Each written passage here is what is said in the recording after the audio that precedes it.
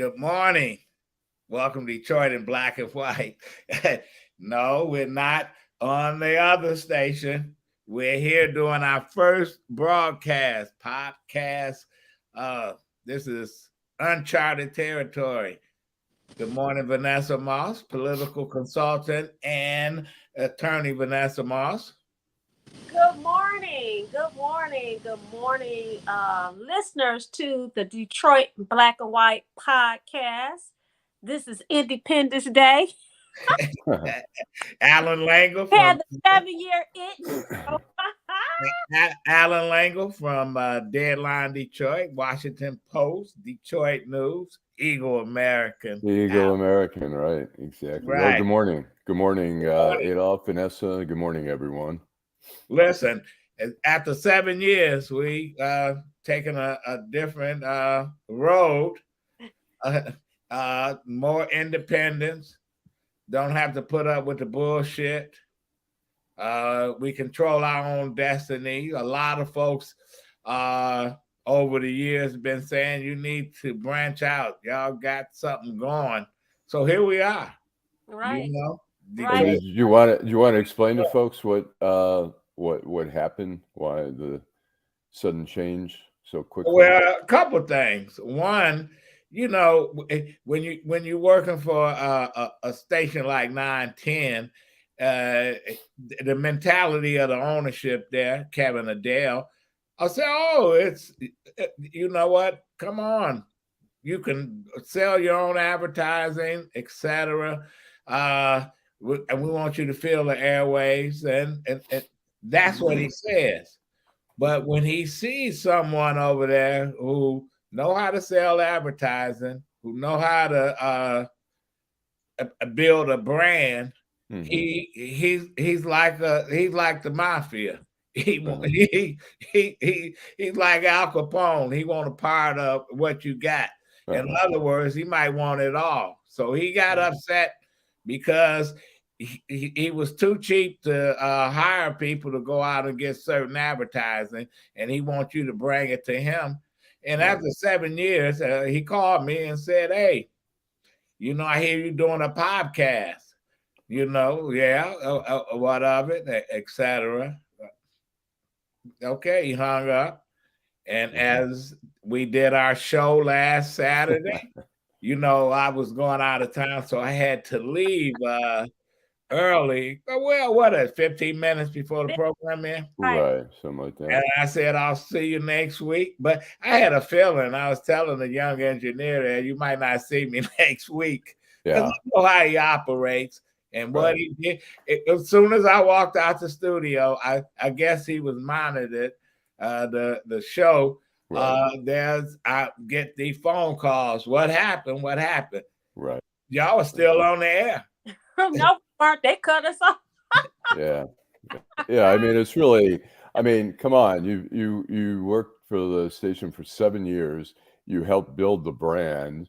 You had a great following on Saturdays, and you'd have a little class and say, hey, okay, tell me when you're gonna, shove off. And even really, it wouldn't have been so horrible if he had some class for you to be able to say, hey, I'm starting a podcast. This is my last show. I mean, speaking of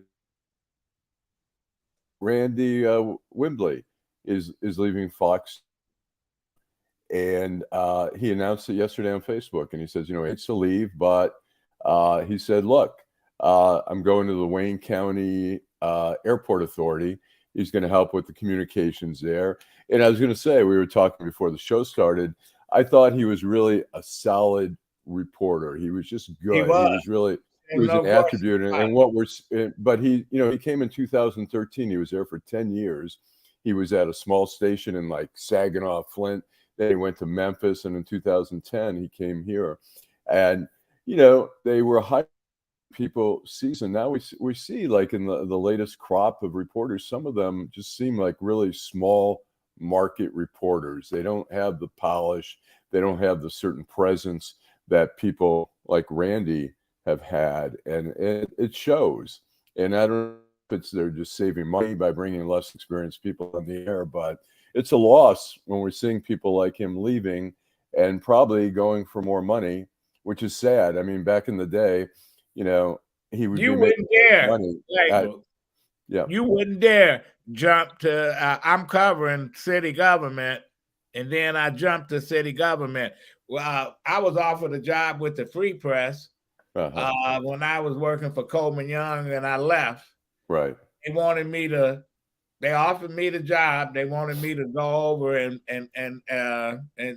cover the city, Coleman Right. Young. I'm like, you got to be kidding. Nope. Right.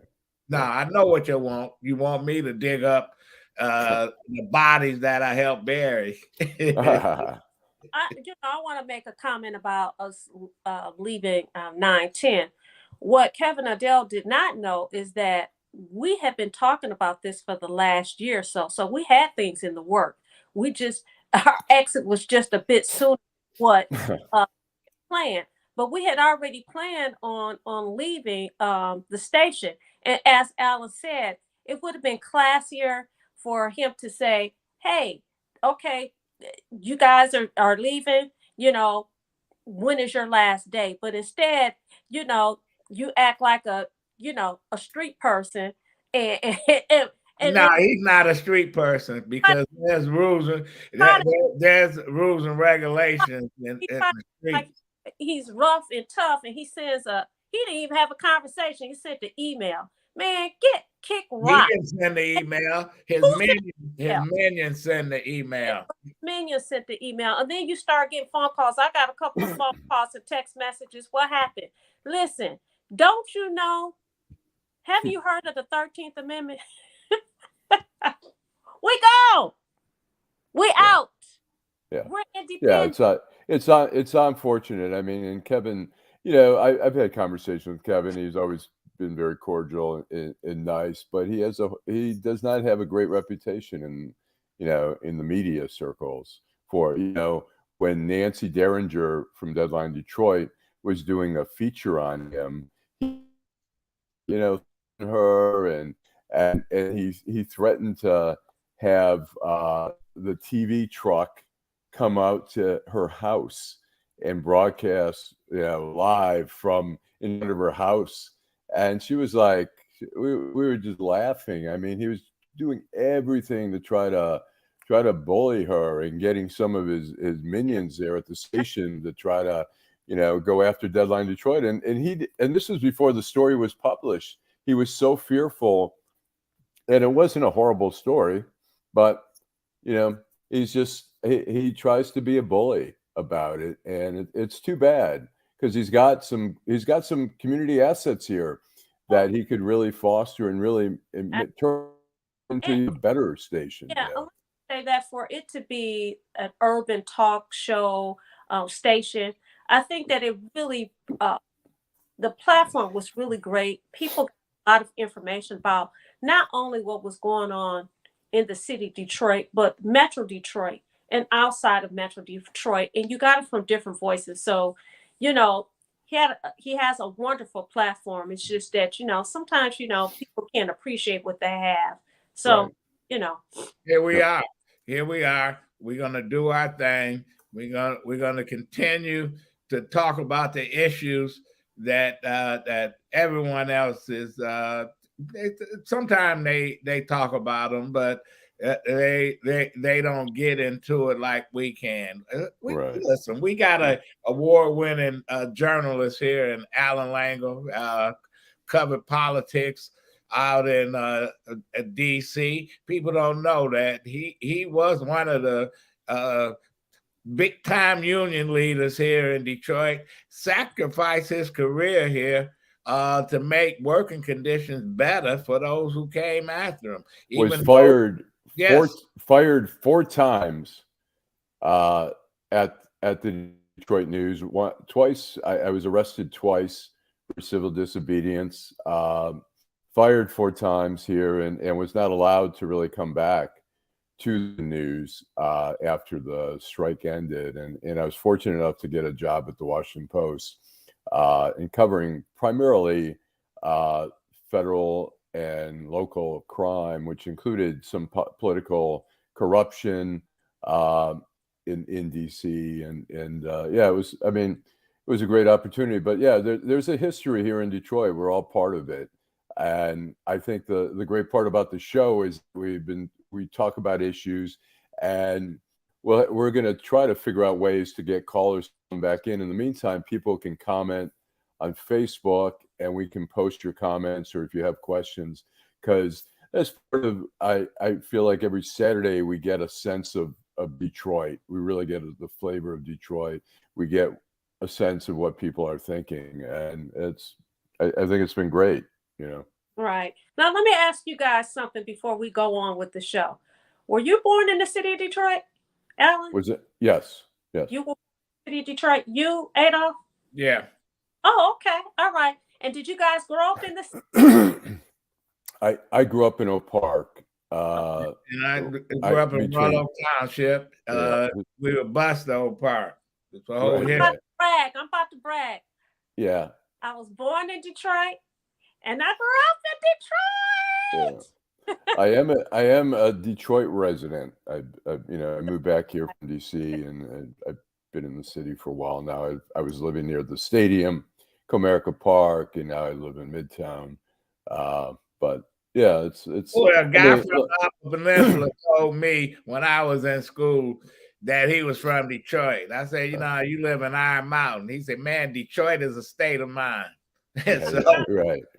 And my parents, who were immigrants, came from Europe. They ended up here in Detroit. My father learned in Poland to be a tool and die maker. He worked at the Fleetwood plant in Southwest, and then he also got into the bar business. His first bar that he was in partnership was at Grand River in Trumbull, called Miller's Tap Room, which is no longer there. Okay. Then he was in partnership with another bar at Brush in Columbia called the Columbian, which is now where Ford Field and Comerica Park are. And then the last place he had was at Grand River and 14th Street, called the Strand Lounge. It was around the corner from the 20 Grand nightclub, where they had the big acts, the Supremes and everyone. And my father got the spillover from when there were sellouts there. He had bands on the weekend, and he got the spillover. So I've been going every Sunday with my father down to Grand River and 14th Street. We help clean up for breakfast, usually at Green's Hamburgers at 7 in Greenfield. And then we'd go, or 7 in Schaefer, I'm sorry. And then we would go out for lunch somewhere. But so I don't know. I think we all have connections.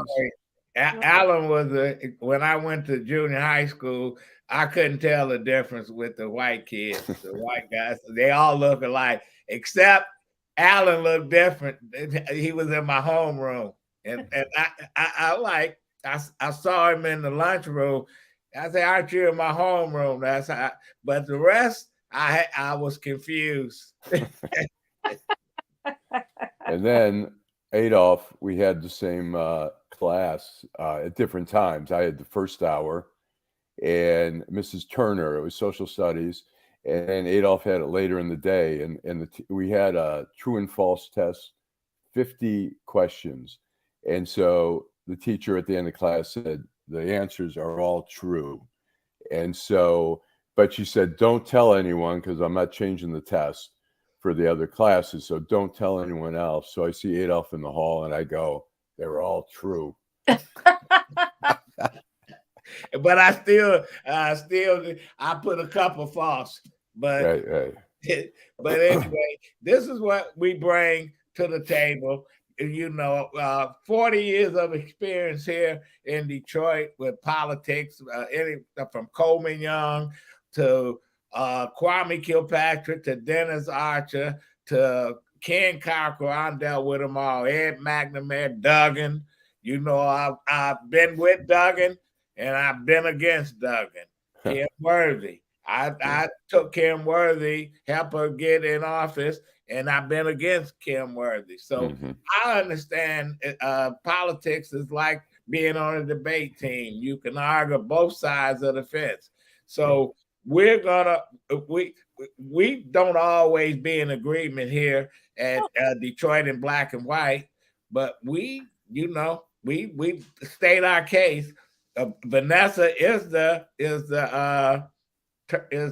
attorney. She likes to argue, but hey, I like to argue too. Lengel like to argue. So here we are, the first podcast, Detroit in black and white. Allan Lengel, Vanessa Moss, and let's take a break. And we've got Craig from Detroit saying good morning to the black and white. Good morning, Craig. So thanks, Craig. Yeah. All right, so we're going to take a little commercial break here. A little commercial break. All right, here we go. I'm Wayne County Treasurer Eric Sabri. There are payment plans available to help save your property. Visit our website at treasurer.waynecounty.com or email us at taxinfo@waynecounty.com for further information. We're here to help. Okay. Homeownership opportunities are rising in the city of Detroit, and there's a house out there that's right for you and your family. You don't even have to worry about credit or getting a loan. You can win a house for as little as $1,000 and pay for the renovation cost as you go. It all starts at buildingdetroit.org and the Detroit Land Bank Authority. Our auction and Own It Now programs offer a variety of houses and neighborhoods all over the city of Detroit. These homes are in desperate need of repair and new ownership. You can begin by going to our interactive map and detailed property listings to find the right fit for you.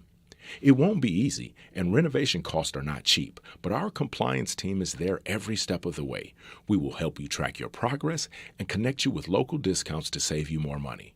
We have already sold more than 15,000 homes in the city of Detroit, and our inventory is shrinking fast, so you don't want to miss out on this wonderful opportunity. Start your home buying journey today by visiting buildingdetroit.org. Okay. All righty. Great Land Bank. Well, let's get to it. Outrage of the week.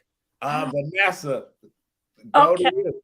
All right. So, I have to, and it ties into what we have been talking about the last month or so, gun violence. So in Pine Hills, Florida, you had a 19-year-old young man who, by the way, has a lengthy rap sheet: aggravated battery, assault with a deadly weapon, gun charges, grand theft. This guy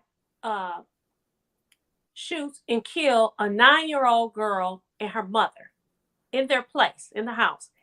He goes back a few hours later. He shows up at the crime, and he shoots 2 people of the media. And unfortunately, one of the reporters died. That is outrageous. In addition to that, we're going to talk about Crimson Tide. And I know you guys heard about this as well. Well, you taking my outrage. Go ahead. That's your outrage? Yeah, go ahead. But let's talk. Go ahead. So you have this high-ranking basketball team and this young man named Brandon Miller, right, who's friends with this other guy. I think his last name is Miles, who was also on the basketball team. Miles and his boy goes to this restaurant. This young lady, her boyfriend, I think it was her cousin Al, in the car. These guys trying to holler at this young lady. She not trying to have it. I don't want to. I'm not interested. Leave me alone or whatever. Bottom line is, Mr. Miles calls Miller, and he's calling him to tell him, I guess he had been calling him before to get a ride or whatever. But he tells him, and bring me my gun. Yeah. Brandon Miller, who's the star player, takes the gun. This dude kills this 23-year-old young lady. Well, gunfires ensued. And of course, her boyfriend had a gun in his car, basically was telling him to get on. But the bottom line is, he kills this young lady, 23 years old, who has a 5-year-old son. And the basketball coach, we're going to play anyway. And what he says about Miller, and trust me, I'm a defense attorney. I get it. You're innocent to proven guilty. But guess what? Here we go. We see athletic privilege. When we talk about privilege a lot, but we don't talk about athletic privilege. That is outrageous. No respect, no regard to life. Right. Well, they let him play, and he shouldn't play, and he didn't get charged. I thought it was unreal. Oh man. Allen, Yeah, my outrage. Here's one of many, but down in Texas, a state lawmaker has proposed a law to make sure that there are no voting precincts on college campuses, which is so outrageous. I feel that the Republicans try everything to suppress. They think, okay, college campuses, there's going to be more liberal, more Democrats there. They're going to how do we make it harder for them to vote? And they do that with Black people. They'll try to shut down they'll have limited precincts in urban areas which have big population centers, which make people stand in line longer. But we saw here in Michigan in this last election, there were people at Michigan State in Ann Arbor were waiting in line for hours to vote. People want to vote. I mean, we should be encouraging and make it as easy as possible to vote. And the Republicans try to target, and even Christina Caramo was challenging the Detroit votes, trying to suppress the Black votes. Here's a Black woman running for Secretary of State, and she was trying to suppress the Black votes in Detroit by challenging the election. It's just so outrageous. It's just so, the Republicans, instead of putting better candidates out there, they figure out how to sabotage the Democrats. It's shameful, and they've been doing it forever. And as we've talked about, I mean, the Democrats need to fight back and really call them and get in their faces about that. So, well, Vanessa took my first outrage, but we got plenty of outrages to talk about. Ron DeSantis, my good friend and my good buddy, hired a Black elementary school teacher in Florida because he was teaching Black history. Right. Now he is pissed at NBC and Andrea Mitchell because she asked a question to Vice President Harris about Black history, and she ripped a new asshole on Ron DeSantis. So he's pissed. Now, how are you going to run for president? You're going to run for president, but you're going to boycott NBC. So I'm not talking to NBC. In a minute, the only people he's going to be talking to is who?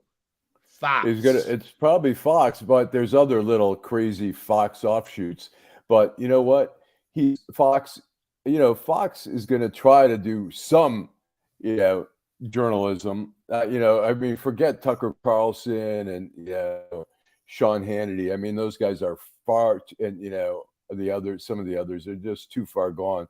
But there are still some journalists there who are going to ask the question, and if he's going to be that way, good for him. I mean, he's going to sabotage his own candidacy. Brad Hill. Yeah. Did you see him the other day? No. He celebrated Ash Wednesday. He had a cross on his forehead. Yeah. You know what, man? You know what? Some of the most conservative newscasters through the decades never flaunted their political views, never flaunted their religion. And these folks, man, what done happened, Allan? You know what? Britt Hume, it's interesting. Britt Hume, I used to really think he did an internship with Jack Anderson, the investigative columnist, which I later did there in Washington. And I always thought Britt Hume, when he was in ABC, I thought he was a really solid guy. Then he went to Fox and just became a jerk. I mean, he just totally turned, and his true colors came out, and he didn't hide them. I've watched him, and I won't get into the whole story, but we wrote a story about one of his reporters participating in a federal investigation, which is a no-no.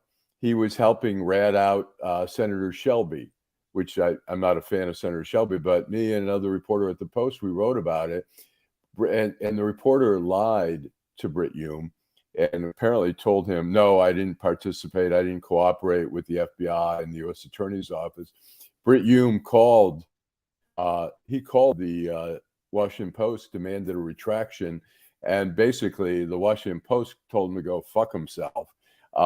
And Britt Yoon was all like, "Oh," but I'm so disappointed in that guy. So, well, we have our Brian. Dr. Smith is here. Brian, I think Dr. Brian Smith. Well, let's bring him in. him on. Okay. Good morning. Good morning. How you Good doing? morning. Pretty good. Good. Allan Lengel from Deadline Detroit, but How are you? Moss, and I'm Adolph Mongo. Good Man, morning. Daryl told me about your work with the Tuskegee Airmen, the museum, etc. Let me ask the first question: is the Benjamin Davis High School is it going to go back to the airport? Eventually, it will go back to the airport. That the plan is within 3 to 5 years. Why are they taking away? You know what? I worked for Coleman Young, and I worked on the expansion of the airport out there with Southwest Airlines.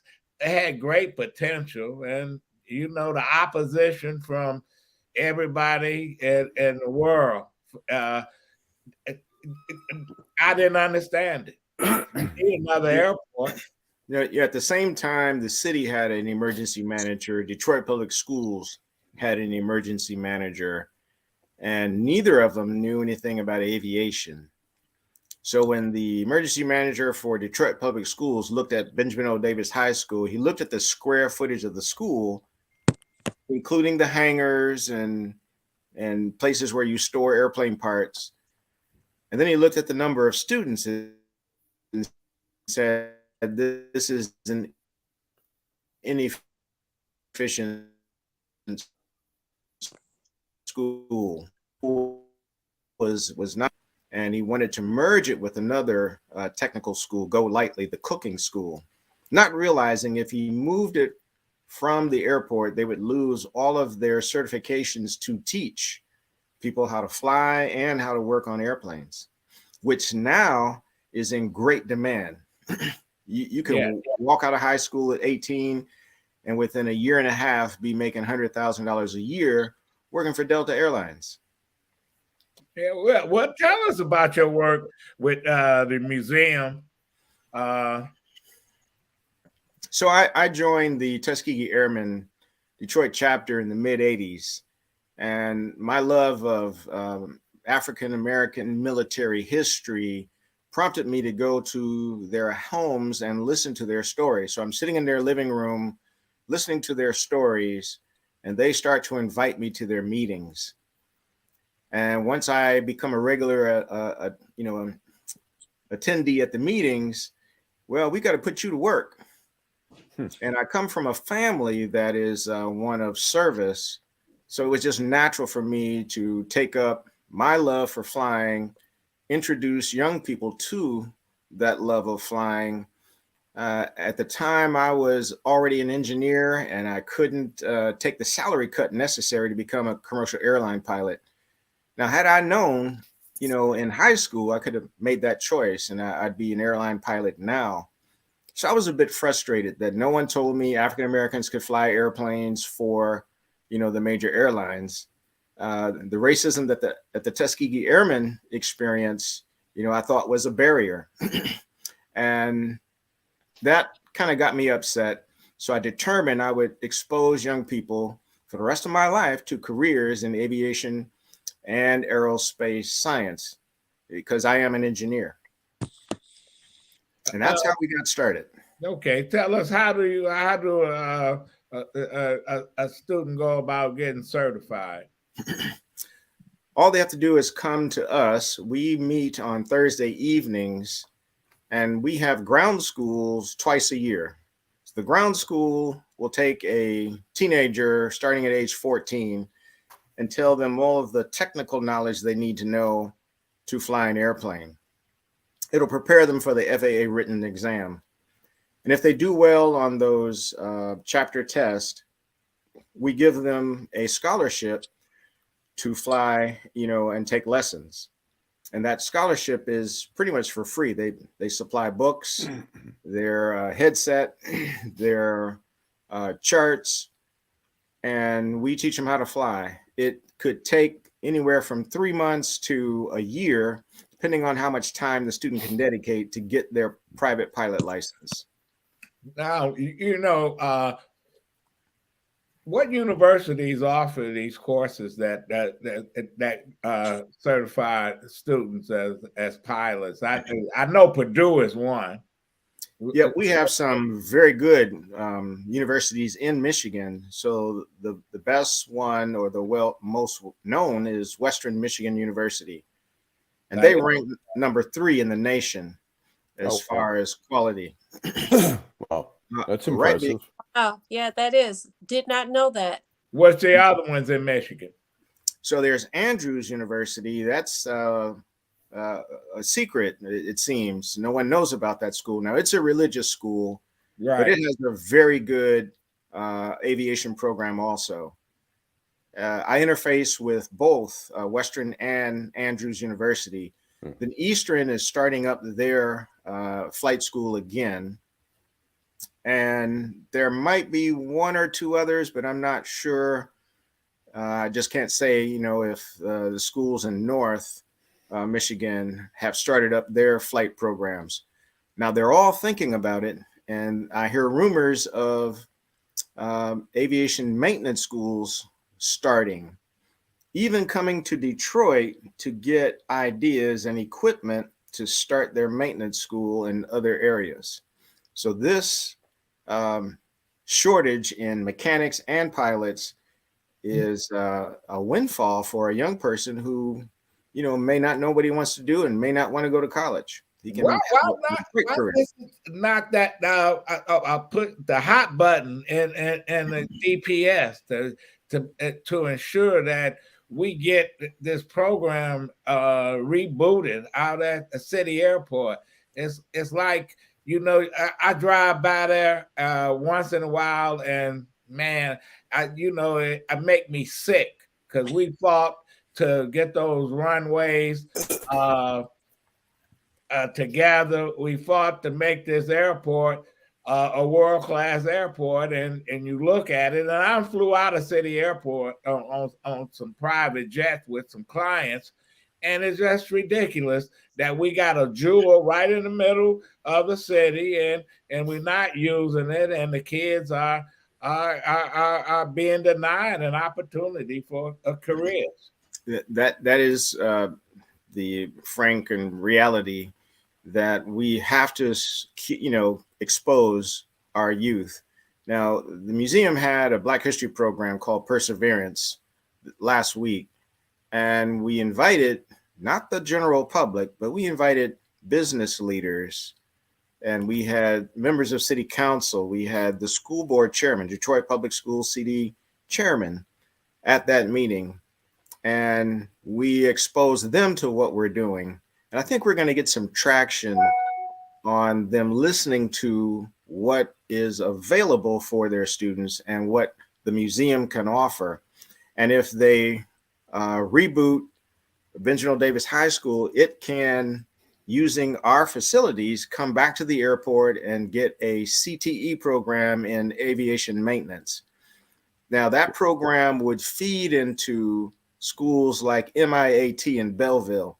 So I mentioned universities that had flying programs, but MIAT in Belleville will teach you how to be an aviation aircraft maintainer and even a wind turbine maintainer. So the big windmills you see generating electricity, they need mechanics to work on those things also. And it's a lucrative career. And what's the age starting out? What's the earliest that somebody can get involved in these programs?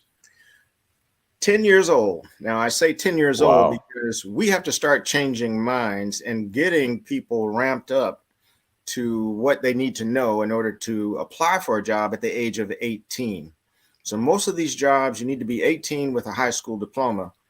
But at 10 years old, I can teach you, the basic concepts of an internal combustion engine, how wrenches are used, the differences in screwdrivers, things that kids are not exposed to these days. They can also have some input into the maintenance on our aircraft. So by the time they're 18, they will be well immersed and not drinking from a fire hose when they go to an MIAT. And that's how a lot of them get lost. They know nothing about it. And then they're drinking from a fire hose, can't, process all the information and drop out. How do we get the school districts? How do we get in the Detroit public schools to get a program going where at least people know about this? I mean, this is the first time I've ever heard about this, and it sounds amazing. And I can't imagine there's got to be a ton of kids who would be like, how cool is this to fly a plane? How do we get a program going in Detroit where we let kids know that there's some pretty cool things out there? So I got very little sleep last night because the FAA, about 2 years ago, said we're going to dedicate $10 million to this very problem. $5 million is going to go to creating aviation mechanics and $5 million to creating airplane pilots and drone pilots. And we want to promote kids into aerospace engineering. We just don't have enough there either. We applied for one of those grants. It's a $500,000 grant, and we were awarded to help promote pilots from high school going into commercial aviation. And that's really what it takes. The government is stepping in. They're calling on organizations like ours, the museum, and there are others around the country who are getting a piece of that $5 million. And our job is to go out and talk to DPSCD and make them aware of, and let us go into the school and talk to the students, bring them out to the airport and try to change minds and get some career tracks started in that area. Aviation, aerospace science. We're talking about flying airplanes, flying drones. We're talking about air traffic controllers, even flight attendants, aircraft maintainers, aircraft dispatchers. We're trying to put more African Americans, people of color, into that career path. Vanessa. A couple of questions to ask you. One is, you said that this could be a very lucrative career. What's the bottom, the base, and how high can you go in all of the things that you talk about, mechanics, pilots, as well as aerospace engineers? So I think the base would be in the neighborhood of $60,000 a year. And that would be for a dispatcher. Okay. Wow, that's great. If you go to a pilot, you start out with what we call the feeder airlines, the Endeavor Airlines. These are the small 50 to 90 seat airplanes with the engines, at the back that are in Terminal B. Those are the feeder airlines, and they're starting out at six figures now. Wow. So by the time you get to the major airlines, they call it mainline, you're well above six figures as a pilot. A mechanic is similar. They can be making $100,000 plus at the age of 22, 23 years old. Dr. Smith, let me ask you this question. Do you think that pilots' age limit should be up? 65? Yes. Can someone at 70 still fly a plane safely? Someone at 70 could still fly an airplane safely. However, when you've got 400 people sitting behind you, yeah, I think right now 65 is a good age. Okay. Well, let me ask you: is there some way that even maybe the show could sponsor like a fair on a Saturday where wherever it might be at the TCF Center, whatever it is now, or the Huntington Center, or at a school or something on a Saturday where, I mean, I think this is so incredible. I mean, if I was younger, I would be like, wow, this is so, I mean, the opportunities sound amazing. Is there a way, I mean, I think we'd be willing, and I'm speaking for Adolph and Vanessa, I think we a job fair or something. Kids can come with their parents and get their parents behind them and opportunities. So these careers are not only open for high school, so for young adults. Sure. So what we're planning, the museum is planning 2 career fairs. The next one is in April. Okay. Right. It's a 2-day event. Mm-hmm. One day we'll have middle school students. Those are students we're trying to change and expose their minds to these careers. The next day will be for high school students, specifically 11th and 12th graders, because they are now in position to take advantage of some of these jobs. They're about to graduate or a year away. What days are what dates are? This is April 19 and 20 okay. of 2023, and then in October I don't have the dates yet, but I know it'll be in October. Okay. Now the schools have to go back to school so they can dismiss at 3 o'clock. So what the museum is planning to do is open up to the public from 2 o'clock till 5 o'clock, and these same exhibitors will be there to talk to adults who may want to change careers. So this week, after our program on Thursday, I'm talking to a young lady who's, in her upper 30s, who's working at a bank, and she wants to change careers. So I'm guiding her into the career of dispatcher, and she'll double her salary if she gets accepted. Oh, wow. So when you say if she gets accepted, could you give us what the process is of getting accepted? Because it sounds as if there's a process to get to that point.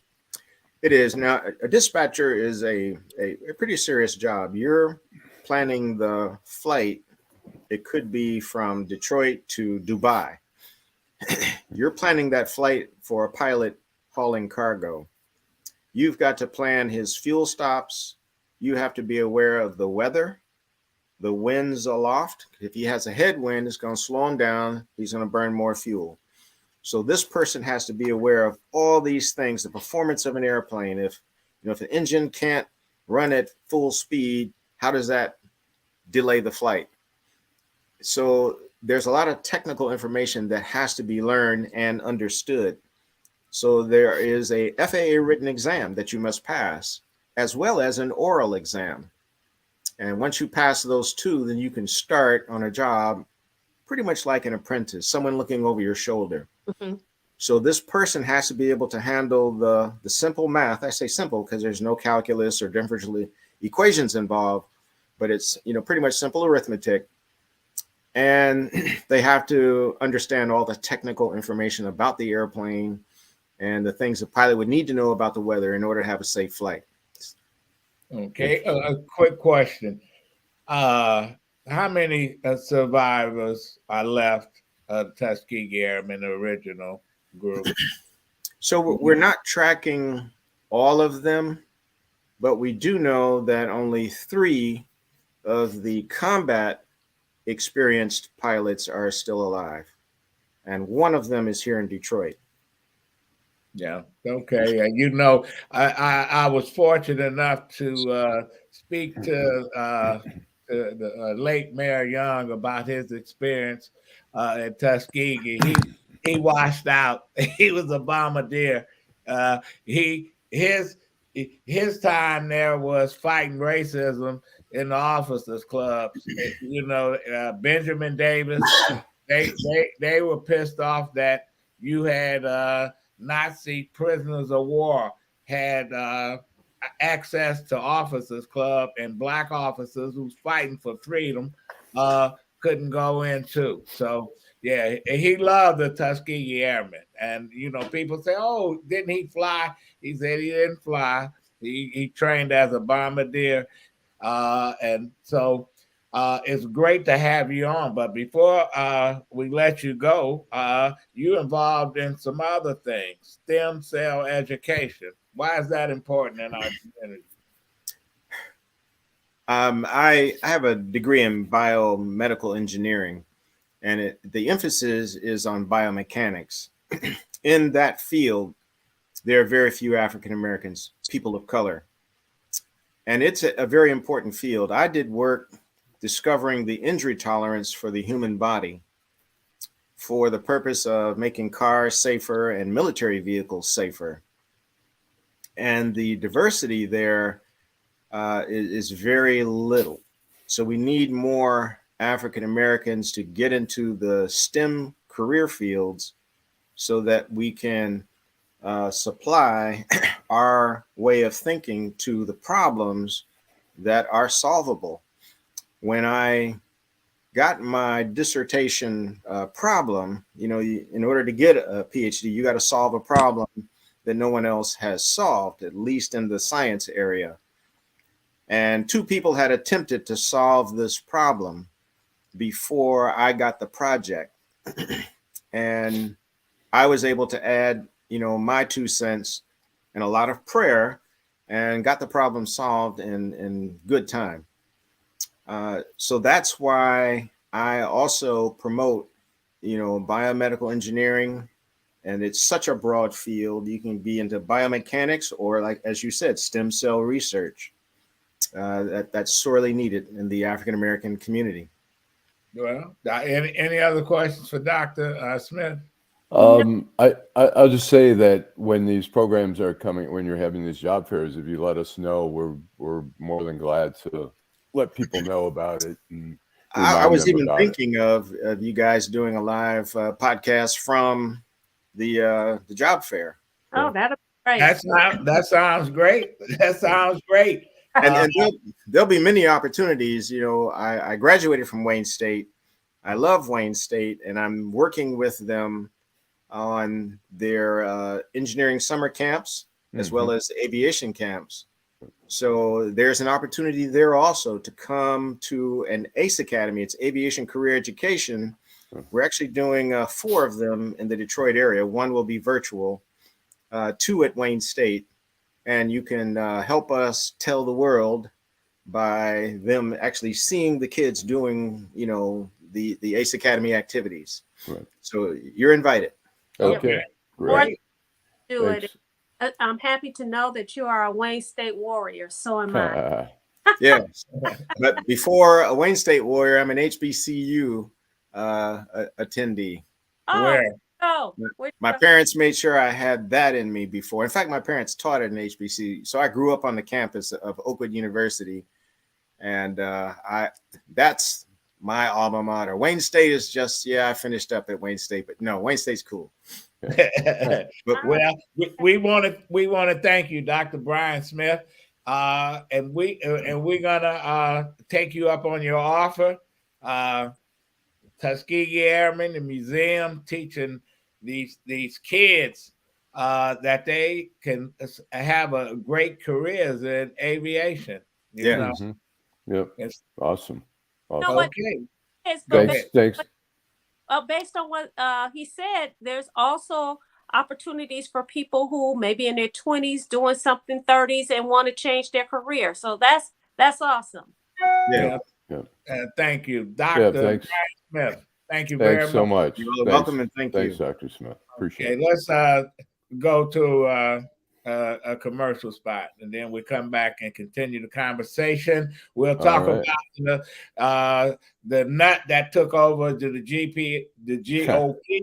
Listen, right.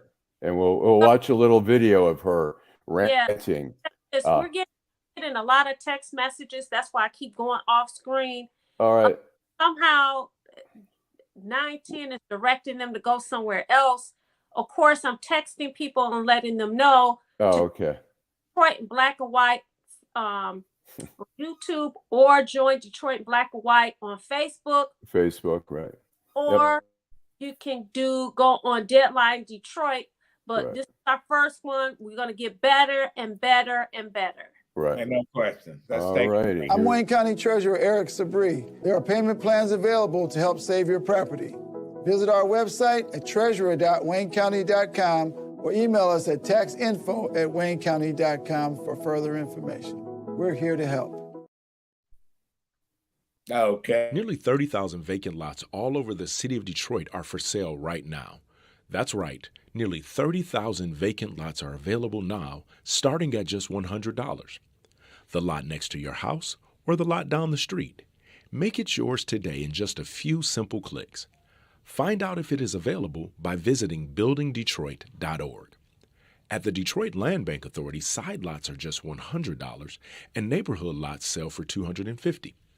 You can apply and pay online today by visiting buildingdetroit.org. And if you don't see the lot you're looking for, call our offices. Our phone number is 313-974-6869. Again, that is 313-974-6869. We have already sold more than 21,000 vacant lots to Detroit homeowners. Make today your turn by visiting buildingdetroit.org. All righty. So we're going to talk about Christina Caramo, who ran for Secretary of State and lost, got killed, I think by 14 points or something like that. Yeah. And now she has miraculously, I thought the Republicans were going to pick Matt DePerno, who lost in his race against the Attorney General, Dana Nessel. And I thought he was a horrible choice for the Republicans, but they took it up a notch by picking Christina, who's a Trumper, who's a election denier, and we have her acceptance speech. Do you want to say something before we? Go ahead. Go do the acceptance speech, and I'll say something after. Fraud in the 2022 election. You may not always like me, but you know I'll keep my word. And that's what we need as chair and co-chair of the Michigan Republican Party. We need to fight to secure our elections. It's the reason I did not concede after the 2022 election. Why would I concede to a fraudulent process? Conceding to a fraudulent process is an agreement with the fraud, which I will not do. So now the question.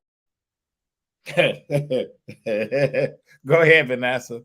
Listen, I read an article. I'm sure you guys read the same article that said that to justify putting her in that position is they believe they'll be able to bring money and different people into the Michigan Republican Party. In other words, we'll be able to bring in that money from the Black folks and the color folks.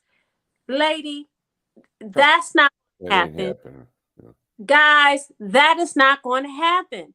You guys have missed the boat. And to have somebody like that who really needs to, she needs to get herself together. She got some other issues, family issues, some mental health. She wanted to kill her family. I mean, suicide.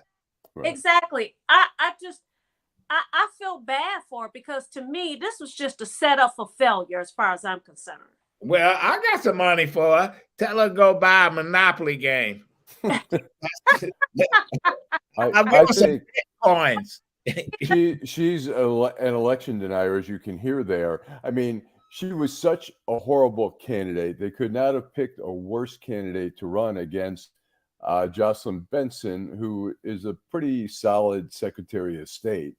And I mean, Jocelyn Benson has a law degree. She was head of the Wayne State Law School.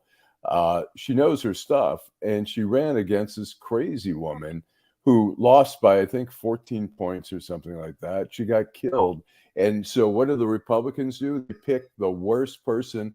And, I've talked to some Republicans who say they're not going to give a dime to that party.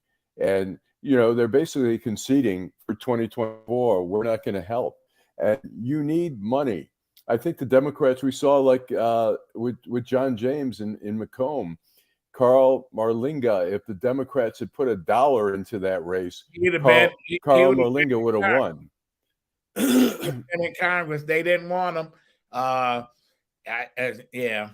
They're gonna let her die a slow death. It just reminds me of the time I used to watch General Hospital in college, and the Quartermains. You remember the Quartermains? Dr. Quartermain. But the old man had all the money, and he pretended to have a heart attack, and he fell on the floor, and his daughter Tracy, and he said, "Give me my medicine." She just stood over and said, die. And then he got up. He said, that's what they're doing. They're going to let her die in her sleep. going to be a slow death. I think it was dead on arrival. Okay. Somebody need to put her out of misery.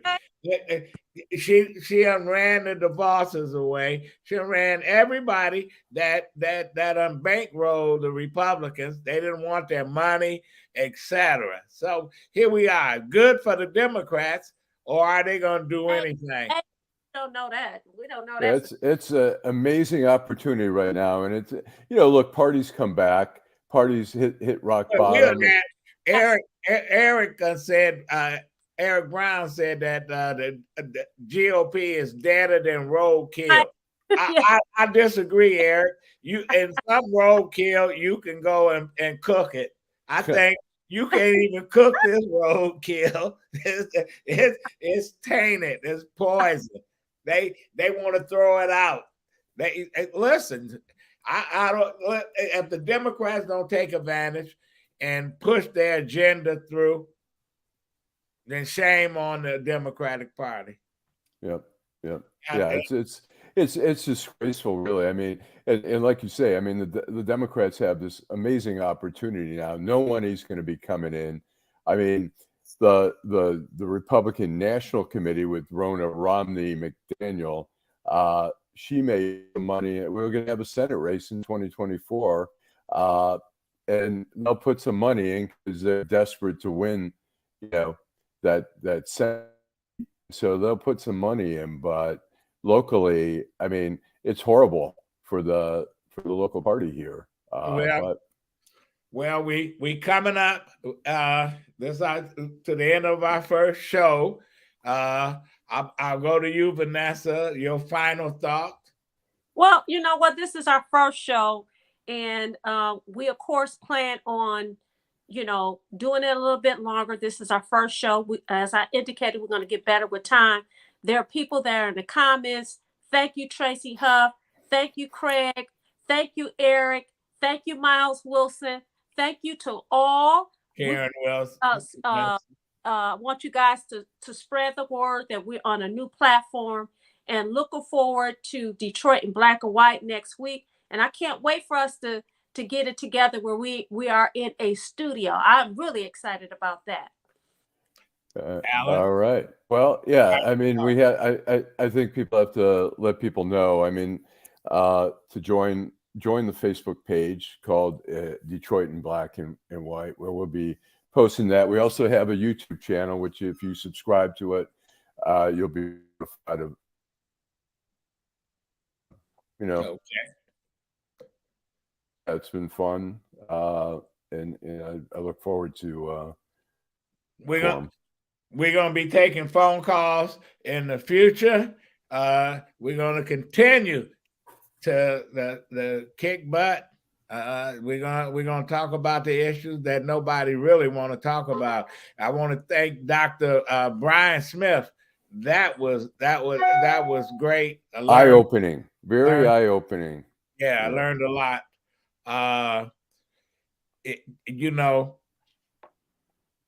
Be with us next week at 10. Yep. We'll continue Detroit in Black and White. We've been 7 years and running, and we're looking forward, even when I'm in an assisted living facility at night. Detroit Black and White. Anyway, thank you. Thank you.